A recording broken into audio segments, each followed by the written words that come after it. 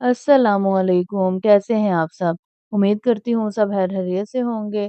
तो आज मैं बनाने लगी हूँ ओवरलोडेड पिज़्ज़ा जो कि बहुत ही मज़े का बन के तैयार होता है, तो चलें बनाना स्टार्ट करते हैं। सबसे पहले एक बाउल में ऐड करेंगे 2 कप मैदा और अब इसमें ऐड करेंगे 1 टीस्पून चीनी, हाफ टी स्पून नमक ऐड कर देंगे और 1 teaspoon instant dry east add कर देंगे और अब मिल्क पाउडर ऐड करेंगे 2 टेबलस्पून और लास्ट में इसमें जाएगा 2 टेबलस्पून कुकिंग ऑयल। अब इनको अच्छी तरह से मिक्स कर लेंगे। अब इसको नीम गर्म पानी के साथ गूँध लेंगे। मैंने 1 ग्लास नीम गर्म पानी लिया है।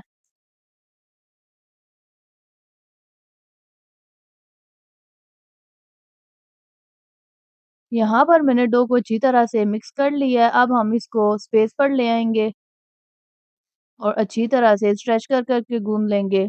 जिस तरह मैंने आपको पिज़्ज़ा की डो की रेसिपी में बताया था, उस तरह हाथ की हथेली से स्ट्रेच कर के इसको गूँध लेंगे, जब तक कि ये चिपकना बंद ना कर दे। यहाँ पर मेरी डो अच्छी तरह से गुन चुकी है और इसमें 5 से 6 मिनट लगे हैं और मैंने बाउल को भी ग्रीस कर लिया कुकिंग ऑयल से और अब हम डो के ऊपर भी थोड़ा-सा कुकिंग ऑयल लगा देंगे।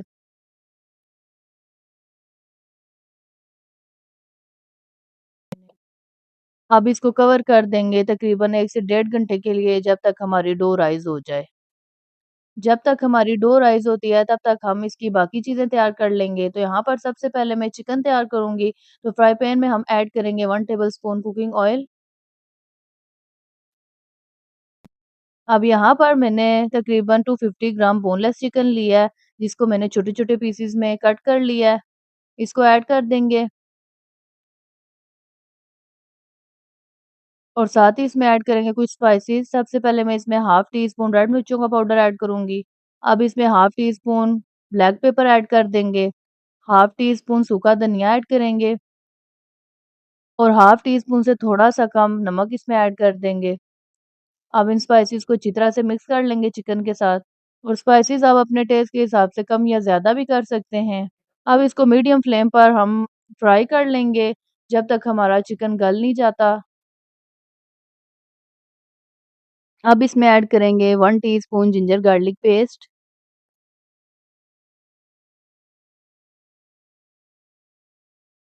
तो यहाँ पर चिकन अच्छी तरह से रेडी हो चुका है, हमने इसको इससे ज़्यादा नहीं पकाना और यहाँ पर तकरीबन डेढ़ घंटा कंप्लीट हुआ है और हमारी डो अच्छी तरह से राइज़ हो चुकी है।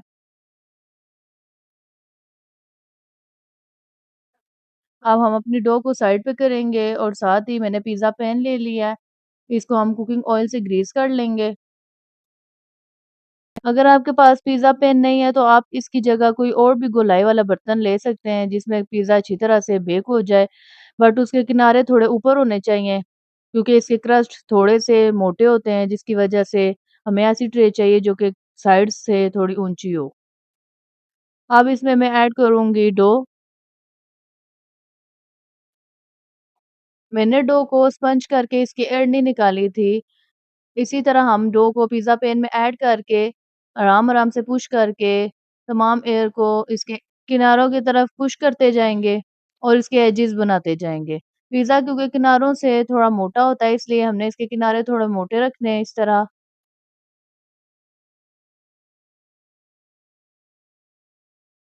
अब मैंने पिज़्ज़ा डो को पिज़्ज़ा की शेप दे दी है और पिज़्ज़ा पैन में अच्छी तरह से फैला लिया है। अब मैं इस पे पिज़्ज़ा सॉस ऐड करूँगी सबसे पहले। ये होममेड पिज़्ज़ा सॉस है, इसकी रेसिपी मैं पहले दे चुकी हूँ अपने चैनल पर। यहाँ पर मैंने पिज़्ज़ा सॉस लगा दी है, अगर आप चाहें तो कम भी लगा सकते हैं, लेकिन मैं ओवरलोडेड पिज़्ज़ा बना रही हूँ इसलिए मैंने थोड़ी ज़्यादा लगाई है। अब मैं इसके ऊपर ऐड करूँगी मोज़रेला चीज़ और अब इसके ऊपर हम चिकन रखते जाएँगे। मैंने हाफ चिकन इसके ऊपर ऐड कर लिया है, अब मैं इस पे कुछ वेजिटेबल्स ऐड करूँगी। यहाँ पर मैंने टमाटर लिए हैं जिनके मैंने बीज रिमूव कर दिए थे और शिमला मिर्च और प्याज़ लिया है। इन तमाम चीज़ों को मैंने लंबाई में कट कर लिया था और सब सब्जियों को हम थोड़े-थोड़े फासले पर रखते जाएँगे। अब मैं इस पे ऑलिव्स ऐड कर दूँगी। यहाँ पर मेरे पास ग्रीन और ब्लैक दोनों ऑलिव्स हैं बट मैं ब्लैक ऑलिव इस्तेमाल करूँगी। अगर आप चाहें तो ग्रीन भी ले सकते हैं। ऑलिव्स रखने के बाद हम दूसरी टॉपिंग करेंगे मोज़रेला चीज़ की। क्योंकि ये ओवरलोडेड पिज़्ज़ा है तो हमने इसके ऊपर अच्छी तरह से चीज़ें लगानी हैं। चीज़ की दूसरी लेयर भी कंप्लीट हो चुकी है, अब हम इस पे ऐड करेंगे दूसरी लेयर चिकन की और चिकन के बाद हम दोबारा से सब्जियाँ ऐड कर देंगे इस पे। अब इसके ऊपर ओलिव्स लगा देंगे।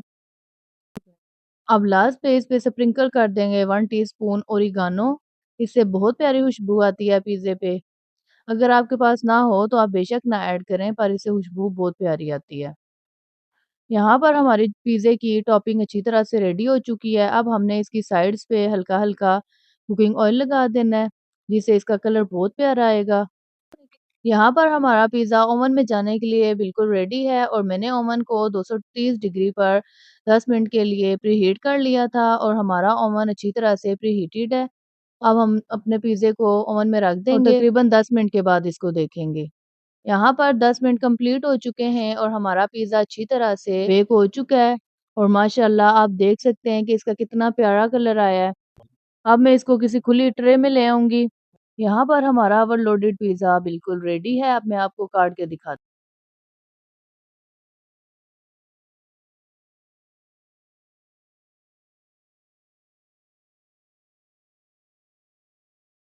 तो देखें माशाल्लाह माशाल्लाह हमारा पिज़्ज़ा एकदम सॉफ्ट बन के रेडी हुआ है और आप इसका क्रस्ट भी देख सकते हैं कि कितना सॉफ्ट और फ्लफ़ी बन के रेडी हुआ है और आप इसकी सॉफ्टनेस चेक कर सकते हैं और बहुत ही मज़े का हमारा ओवरलोडेड पिज़्ज़ा बन के रेडी हुआ है। तो ये देखिए माशाल्लाह इसका नीचे से भी कलर बहुत परफेक्ट आया है और बहुत ही प्यारा हमारा पिज़्ज़ा बेक होके रेडी हुआ है। आप भी इसको ज़रूर ट्राई कीजिएगा। इंशाल्लाह आपको मेरी ये ओवरलोडेड पिज़्ज़ा की रेसिपी बहुत पसंद आएगी और ये बहुत मज़े का पिज़्ज़ा बन के रेडी होता है। उम्मीद करती हूँ आपको मेरी आज की रेसिपी पसंद आई होगी। तो मिलती हूँ आपके साथ नेक्स्ट वीडियो में, तब तक के लिए अल्लाह हाफ़िज़।